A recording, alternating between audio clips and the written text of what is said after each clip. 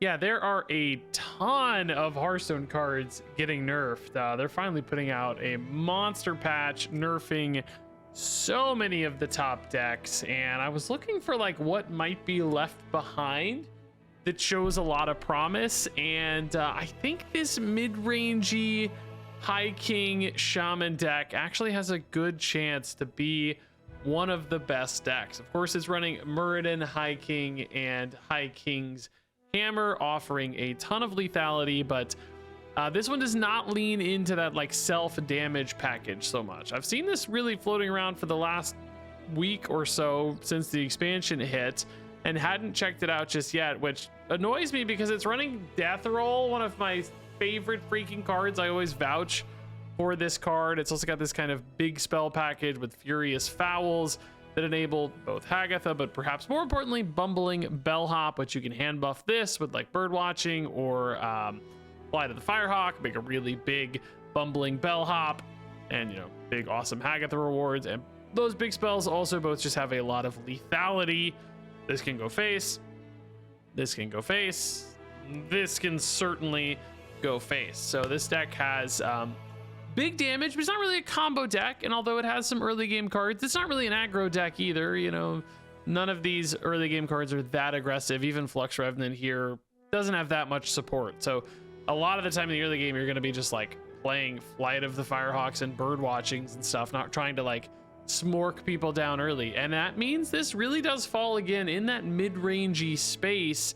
And I think because it has such high lethality and it looks like a lot of the more lethal packages are getting nerfed, this could be one of the better decks left behind. So I wanted to get this one in action, see how it felt. And I already had a great run with this. I ripped off a quick 5-0. I was like, oh, okay, job done. We get it. This one can absolutely kill some people. And it could get even better. So Thunderfury Shaman, as I'm calling it, Enhancement Shaman as it's called on HS Replay, could maybe be the best new deck left behind. Although as meta shift, you never really know, but certainly shows a ton of promise.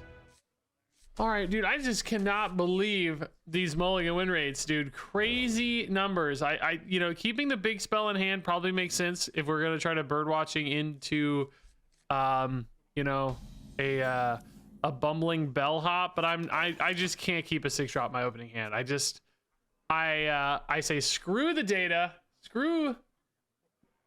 not common sense, screw logic, screw reason. I'm smarter than the data. Hagatha is the way to go, right? I think so. Yeah, Flux we don't really have a ton of support for. Turn 3 we're playing Flight anyway. Yeah, it's got to be Hagatha, I think.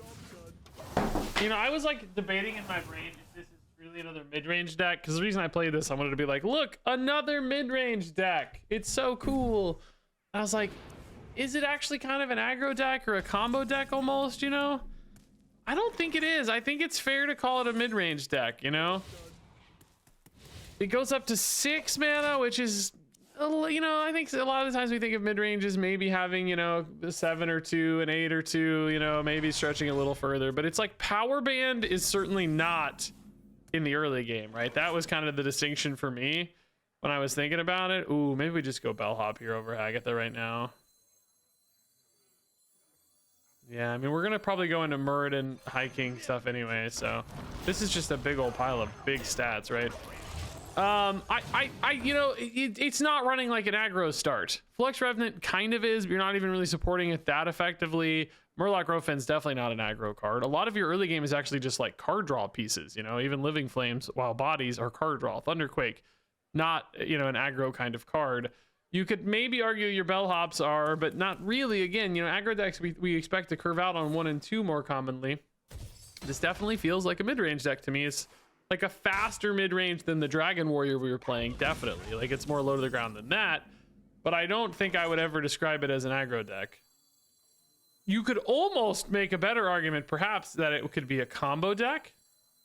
I would almost hear that argument over aggro deck, because, like, the Hammer definitely feels a bit like a combo finisher with some of the damage boosts that it has, but it's still not like, an OTK deck. it sort of feels like the lethality of a mid-range deck. So I think I'm calling it a mid-range deck is the moral of my story here. Is this just going to be a dummy already? Oh, Bob Freeze. Wow, okay. It's actually kind of annoying because I'm going to get my hammer back, but I think we just fouls face, right? Like, deal 6 to face, figure out the board. You're down to 11. You don't silence this. We know we've got another 6+ incoming. This is another 6 to face. Like, you know, it's not insane at all, of course, to clear this board. I'm sure we'll see some kind of board clear. Wow, cheap card draw. This is the OTK version of the deck, though, so they actually don't run as many good... Oh, just kidding. Oh, dude, if Muradin wins here, imagine. Imagine if Muradin wins. Oh, at least we did win, but we did get our worst results at the same time, so... Shield Slam to clean up. I guess we'll go High Kings here. Just develop that. I mean, it is often nicer to redevelop a board, but I also want some over-the-top damage. Hagathas with death rolls are kind of cool. If I go Hagatha plus... But it's like I also want to get damage as quick as I can. The problem right now is I don't have any static shocks, just from Thunderquake. And I don't have avatar form, so I don't really feel like I'm there yet as far as, like, that last push, you know? I think we need a little bit more push. I'm gonna try to play a couple more things here. I do wish this was a lot more threatening though. Like, it's just not that threatening right now. I kind of need a big thing for death roll to go off maybe, but they don't play that many big minions, you know? It's just sort of the dummies. God, they're back to 22. That's insane. Just kidding. 27's insane. Ancient of Yore is getting nerfed. We saw on the teaser. There's a teaser. Ooh, now that's nicer. We like that a lot. This might be a good time to Thunderquake because I'm buffing my guy. And we don't really have a good death roll yet, though. So maybe it's literally just Thunderquake plus High King. To buff the guy, push some damage here. This is worth more on this, really, than... It's worth, like, kind of 2 on my face anyway, so I might as well just do it now because I get the bonus damage right now. I get to hit for 8 to face. And if they don't kill me this turn, we are certainly setting up for a ton of damage next turn. We can play this and this for 9, which is, you know, 6 here. We're already at 6 here is 12. And then this adds another 8 is 20 damage to face. Okay, well, they're back to 18, so great news. Great news. I mean, good news is we're not dead, right? That's good news. If anything sticks on board too, of course, that's potentially even more damage. Also maybe draw a static shot, but they're actually at 23. Oh, this is a good hit though, actually. Okay, not enough to stay alive. I think that's enough for lethal, right? I think we decided that was enough for lethal, right? Could pop-up book this guy is worth the same. Oh, it's not enough. We're 2 off. Oh, no. These deal an extra 4. I forgot. We got it. Forgot I was dealing the extra damage. Yeah. 2 over, actually. Nice, dude. Really, really nice. This is a tough one, dude. Just so much life gain in this deck. I don't know what the actual win rates are. It seemed like our mulligan win rates were pretty high, so this might be a decent matchup. You probably get there just quick enough, often enough in this one where even though they healed for, like, I don't even know. What did they heal for? 10... 16, 26 armor. I mean, Parch Scrapper did remove 5, so kind of 21, but then another 10 here. I forgot it's 31 life gained. Yeah, they gained 31 life and froze out an entire turn, and we still just got there, dude. Kind of makes it feel more like a combo deck a little bit, to be honest. Like, seeing that, it's just not an OTK. It's kind of like a 2 or 3 turn sort of pressure combo, so I don't know if that's really a combo again. It still kind of feels like it's just a high damage mid-range deck. Alrighty, that is a crazy mulligan win rate for bird watching. I guess the bellhops are just that strong. That is a terrible win rate for High King's Hammer because you just get it for free anyway after Muradin, right? I mean, you know, if you're using it soon enough and, you know, shuffling it in and then getting your Muradin, like, sure, you get it back, but, like, man, you're talking about a long game at that stage already, right? All right, bird watching. Yeah, bellhops are already active, so that's good enough for me.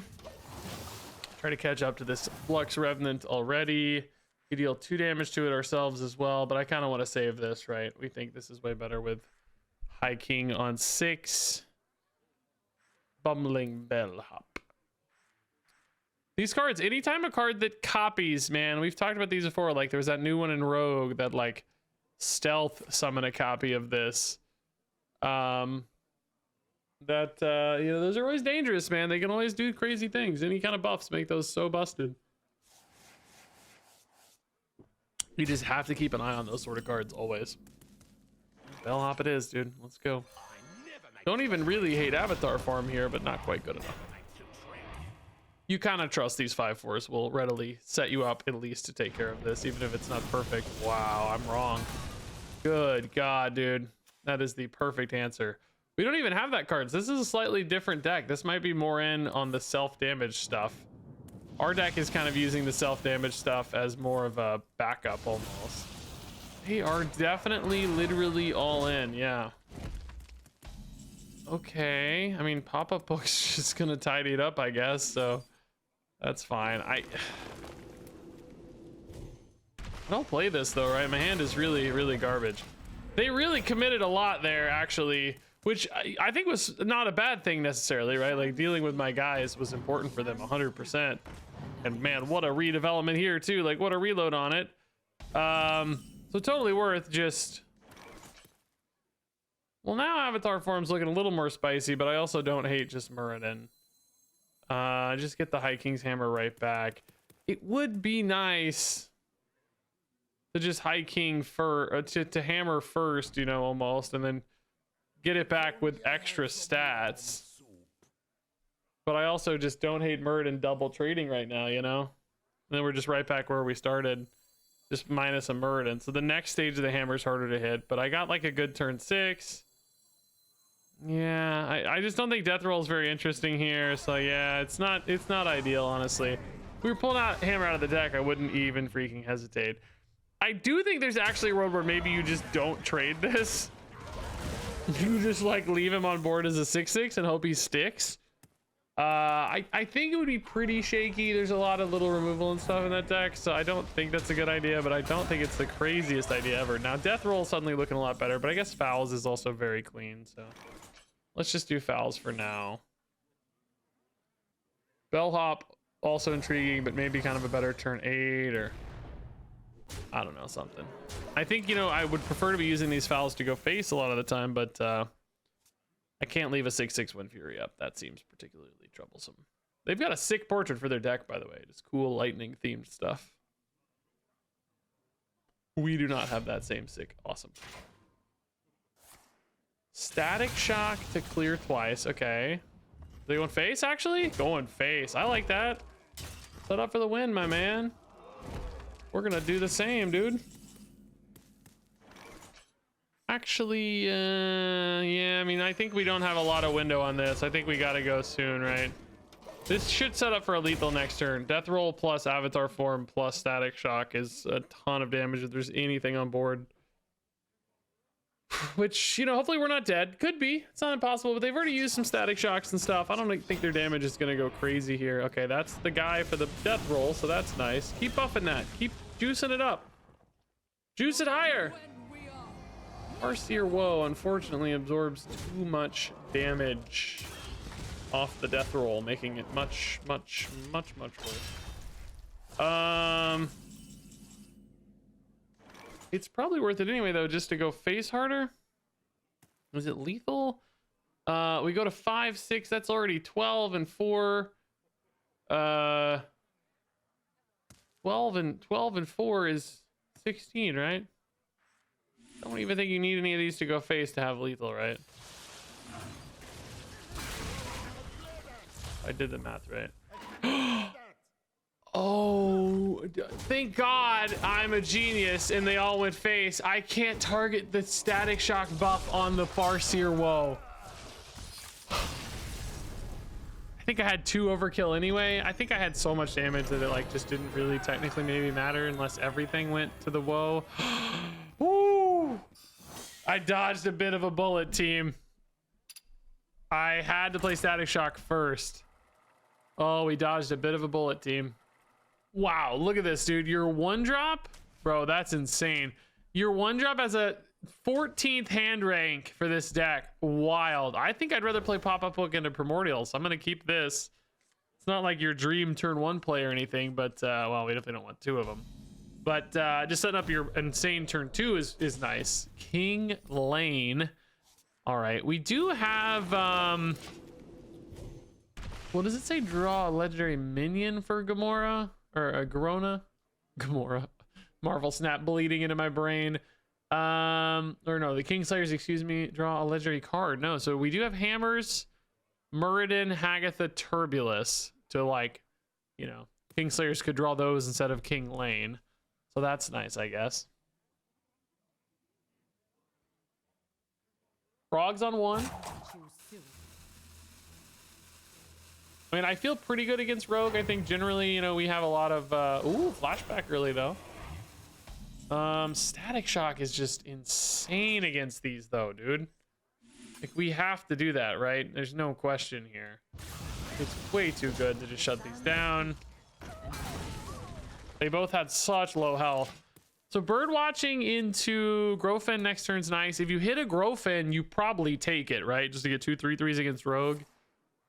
You know, I think Bellhop's kind of your dream sometimes, but Grofen basically multiplies the stats the same way, so you might as well. Flux with a pop-up book, I don't think I like quite as well. We didn't hit those guys. Primordial pop-up book on a future turn, or just take the Muradin. I think you just take the Muradin because we can kind of fill in next turn with Flux and pop-up if we have to. I think Muradin's fine. He gets me more stuff and more lethality. He is a legendary, so, you know, it does make Kingslayers a little harder for us, but I think we can live with that. I think we'll live with that. Deja Vu. Oh my god. Did they get a Muradin, bro, for 4? That's kind of gross if so. Oh, they got a pop-up book. Okay. Bro, they had a chance at Muradin and missed it. That's wild, actually. Okay. What is this guy? The Witchwood Imp, huh?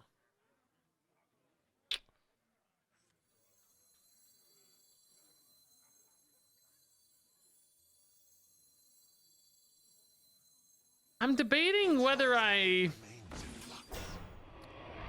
No, I think this is fine. I think we run 3 to face. I think with Muradin, we run 3 to face, basically.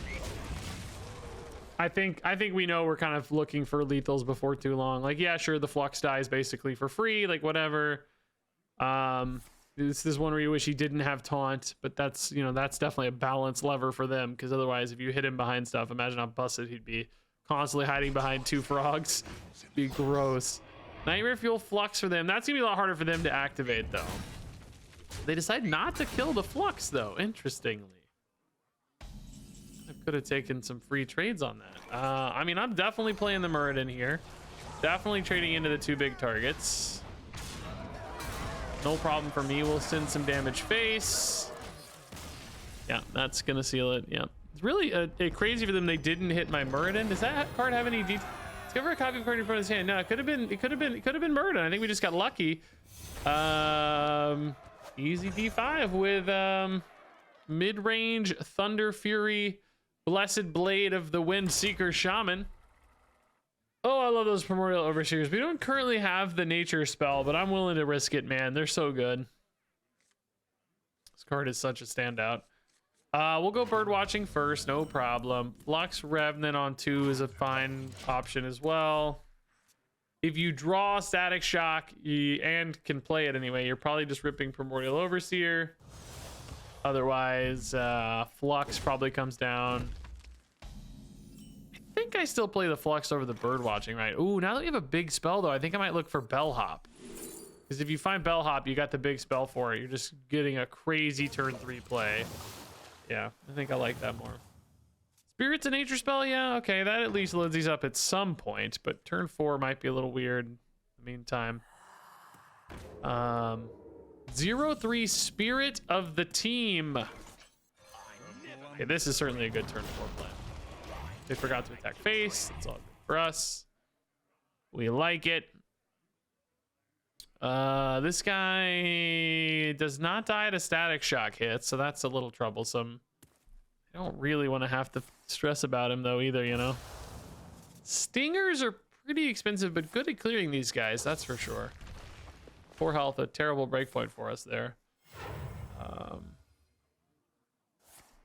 mean, it did eat like a whole, you know, kind of series of cards and a coin, so for just a 3-drop for us, I think we can live with that. I guess I'll just go static shock here, even though we're not I want to go for those instead of the flux, basically. I think just draw more because I don't really love my plays right now, and 2 3/4s is still really nice. I think this just goes face. I don't really have a good way to kill that right now. I think it goes face. Like, putting it to 1 makes sense for future static shocks for Thunderquake. 2's better for pop-up book. 1's better for Growfin. I mean, there's definitely some breakpoints where 1 versus 2 matters. So maybe I should put it to 1. I'm just thinking if a minion hits it as well, you know, there's that side of it. Turbulus is a really nice buff on these two. So like Turbulus Flux could be a play, or you just throw the Flux down because why not? That's a good hit for 4. The second grub, the grub's kind of stranded a bit, but surely they clear a minion here, right? Oh my god, they're going face. Turbulus gets even better. Let's freaking go. Okay, we're engaging in a race. I love it. But this guy trades in. I mean, surely they knew they were at 4, right? Ooh! Muradin or Turbulus, guys? Oh, man. Muradin has a battle cry, so if he sticks, he gets buffed, you know? Hard not to play Muradin, man. Delete's a good minion on board. So I'm happy now again that I sent that damage face, by the way. That's what we were talking about, right? What does this dormant dude need? Hero powers? Yeah. It's very cheap for Demon Hunter, but still yet it hasn't happened. Ooh, the Serpent's a good hit on Muradin. But now I'm like turning the corner face again, you know? Hero power and attack face, trade in the 2/1. Do I just start sending hammer to face? Like, do I bother killing the 7/3? Ooh, it's kind of a scary race because they'll still be at 17, 14 after my minion hit. Don't really have the follow up on the High King's hammer right now to deal 14. You know, like 14 feels sort of far off. Making me thrilled. I think, you know, perhaps the 2/3 taunts here are okay, but being off curve kind of sucks. So I have to kill a 7/3 with my face kind of sucks. A lot of things I'm not in love with here. Turbulus Bellhop I kind of like better, I think. I think I'm just going to pivot into 1 more board and maybe just trade this off, right? Boy, going face for 4/5 also sounds kind of enticing though, guys. But can you let this trade happen? I don't know. I'm like tempted though, man. They only have 4 cards in hand. Like 5 health's a decent breakpoint against like 2-drop stuff. Like, you know, this hits, but it's decent. If I hit face for 4, they're at 19. I leave behind 9. I'm looking for some like 10 health breakpoints. I don't know if I'm playing High Kings anytime soon though. I just know that my deck loves to go face. I'm just thinking like 5 health's a lot to throw away. I think I'm gonna force them to trade. I don't know. This is a hard call.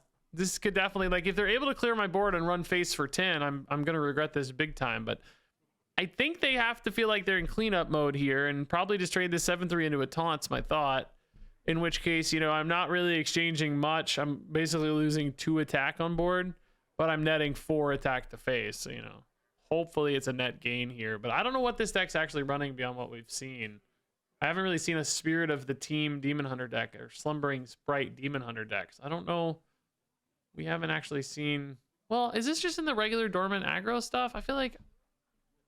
I don't... Spirit of the Team doesn't start dormant, so that one's throwing me for a loop, but I guess maybe it's just because it has, you know, good stats. Aggro Demon Hunter running Spirit of the Team? I haven't really seen any of the dormant stuff. Nah, it is running it. Oh, okay. Maybe this is just typical dormant Demon Hunter, actually. We've seen Garishi, we've seen Kane. Oh my god, are they going face? No, they're still trading it. They're playing this just to trade, actually. All right. Then I don't really have too many regrets. Hey, they're back down to 13, which is, boy, that's, we already got 10 showing. Avatar form, but Well, Avatar form does clear out the Cane really nicely just on its own, you know, minus anything else. We could also maybe dig for a Murloc Growfin here. There's no lethals, right? Because we can't play both. Only deals 4 normally, but it's a good AoE. Maybe we go for a Growfin. We're already buffed a little too, so you can trade a Growfin here.